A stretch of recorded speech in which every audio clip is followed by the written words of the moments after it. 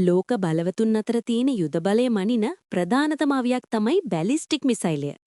සමහර බැලිස්ටික් මිසයිලවලට පුළුවන් එක මහද්වීපයක ඉඳලා තවත් මහද්වීපයකට මිනිත්තු කීපයකින් ගමන් කරන්න. මේවා හරියට අව්‍යවකාශ යානා වගේ ක්‍රියා කරන්නේ කොහොමද? සාමාන්‍ය මිසයිලයකට වඩා මේවා වෙනස් වෙන්නේ කොහොමද? අව්‍යවකාශයටම ගිහින් ආපහු ඇවිත් ඉලක්කයට පහර දෙන්නේ කොහොමද? මේ බියකරු මිසයිල තාක්ෂණයේ පිටුපස ඇති විද්‍යාව සහ එහි ඇති භයානකකම ගැන ස්කෙචින් හොප් මගින් බලමු.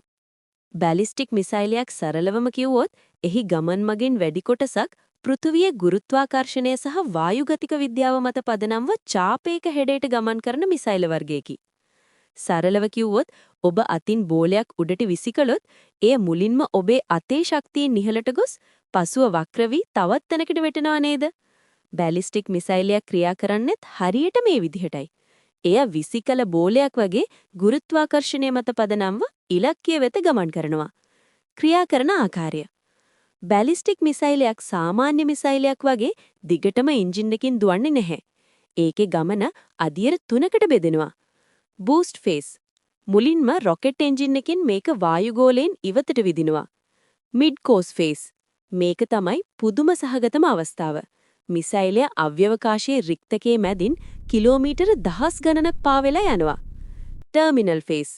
අවසානයේදී පෘථුවියේ ගුරුත්වාකර්ෂණය නිසා අතිවිශාල වේගයකින් නැවත වායුගෝලයට ඇතුල් වෙලා ඉලක්කය විනාශ කරනවා. එහෙනම් බැලිස්ටික් මිසයිලේ ගමන් කරන කරුණු තුන පිළිබඳව මම විස්තරාත්මකව කියා දෙන්නම්. Boost phase. මෙය මිසයිලේ පොළවෙන් ඉහළට විදින ආරම්භක අවස්ථාවයි. මිසයිලේ ඇති ප්‍රබල රොකට් එන්ජින් ක්‍රියාත්මක වී අතිවිශාල තල්ලුවක් ලබා දෙනවා. මෙහි අරමුණ වන්නේ පෘථුවියේ ඇති ඝන වායුගෝලය සහ ගුරුත්වාකර්ෂණයේ පරදා මිසයිලය ඉහළ අහසට ගෙන යාමයි. සාමාන්‍යයෙන් විනාඩි 3ක් සිට 5ක් දක්වා පවතිනවා. Mid course phase. මෙය මිසයිලයේ ගමන් මගෙහි දිගම සහ වඩාත්ම සුවිශේෂී කොටසයි. මෙහිදී මිසයිලය පෘථුවි වායුගෝලයෙන් සම්පූර්ණයෙන්ම ඉවත් වී අව්‍යවකාශයේ රික්තකය තුර ගමන් කරයි. මෙහිදී රොකට් එන්ජින් ක්‍රියා විරහිත වන අතර මිසයිලය Taman සතු ප්‍රවේගය මත පදනම්ව ඉලක්කය දෙසට ගමන් කරනවා. වාතයේ නොමැති නිසා මිසයිලයට වායු ප්‍රතිරෝධයක් දැනෙන්නේ නැහැ. මේ නිසා එයට ඉතා දිගු දුරක් කිසිදු බාධකයකින් තොරව ගමන් කරන්න හැකියි. Terminal phase. මෙය මිසයිලය නැවත පෘථුවියට කඩා වැටෙන අවස්ථාවයි. අව්‍යවකාශයේ සිට පැමිණෙන මිසයිලය පෘථුවියේ ගුරුත්වාකර්ෂණයට හසු වී නැවත වායුගෝලයට ඇතුල් වෙනවා. වායුගෝලයේ ඇති වාතයේ සමග අධික වේගයකින් ගැටීමේදී ඇතිවන ඝර්ෂණය නිසා මිසයිලයේ හිස් කොටස අතිවිශාල ලෙස රත් වෙනවා. මෙහිදී මිසයිලයේ ශබ්දයේ වේගයට වඩා කිහිප ගුණයක වේගයකින් මැක් 520 ඉලක්කයේ වෙත කඩා පනිනවා.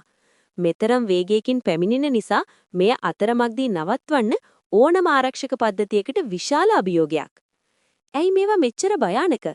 මේවා නවත්තන්න බැරි තරම් භයානක වෙන්නේ ඇයි? එකක් තමයි වේගය. මේවා ශබ්දයේ වේගය වගේ 20කට වඩා වැඩි. ඒ කියන්නේ පැයට කිලෝමීටර 24000කටවත් වැඩි. දෙවැනි කරුණ තමයි MIRV තාක්ෂණය. එක මිසයිලයක් ඇතුලේ බෝම්බ 10ක් 12ක් තියෙන්න පුළුවන්.